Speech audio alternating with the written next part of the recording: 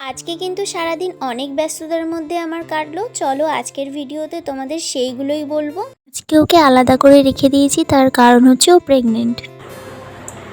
আজকে আমাদের কি কি রান্না বান্না হচ্ছে চলো তোমাদেরকে দেখাই।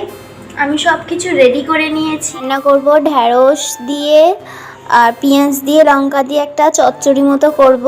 আর এটা হচ্ছে বেগুন আলু দিয়ে, এটা হচ্ছে ইলিশ মাছ দিয়ে পাতলা করে ঝোল করব। আর এদিকে আমি জল বসিয়ে রেখেছি, রান্না বান্না করব।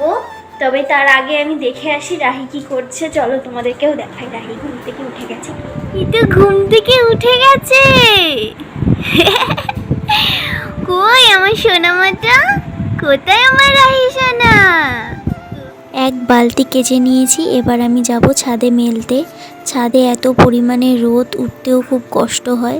তো যাই হোক, আমাকে তো উঠতেই হবে, আমাকে তো সব একা একা করতে হয়।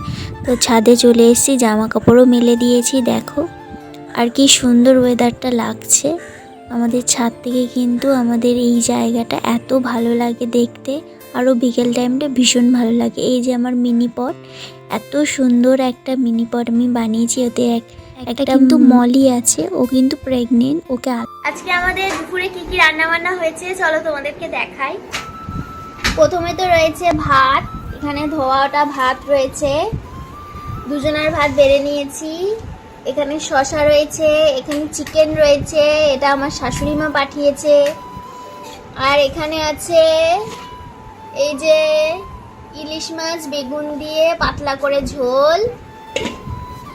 আর এখানে আছে ঢ্যাঁড়স পেঁয়াজ দিয়ে ভাজা, মানে ওই চচ্চড়ি মতো করে। মাঝে মাঝে মনে হয় আমি আর ফেসবুকে ভিডিও দেব না, আর ভিডিও আমি করব না, কারণ ভিডিও দিয়ে কোনো লাভ নেই, ভিডিও কেউ দেখে না। তারপর ফোন দেখতে দেখতে মাঝে মাঝে মনে হয় সবাই তো স্ট্রাগল করেই একটা চ্যানেল দাঁড় করায়, আমি কেন পারবো না। তো চলো তোমাদের সাথে অনেক কথা বলে ফেললাম। আমার অ্যাকোরিয়ামটা দেখো কত সুন্দরভাবে সাজিয়েছি। এটা কিন্তু আমি সাজাইনি, আমার রাহির বাবা সাজিয়েছে। দুপুরে খাওয়া দাওয়ার পরে দেখো বাতাবি লেবু খাবো। বাতাবি লেবুটা কিন্তু আমি জলজিরা দিয়ে মাখাবো। জলজিরা দিয়ে বাতাবি লেবু মাখা খুব ভালো লাগে খেতে, আমার তো ভীষণই ভালো লাগবে। একবার তোমরা ট্রাই করতে পারো। তো আমার ভিডিওটা যদি ভালো লেগে থাকে অবশ্যই লাইক কমেন্ট শেয়ার করবেন। আজকের মতো টাটা।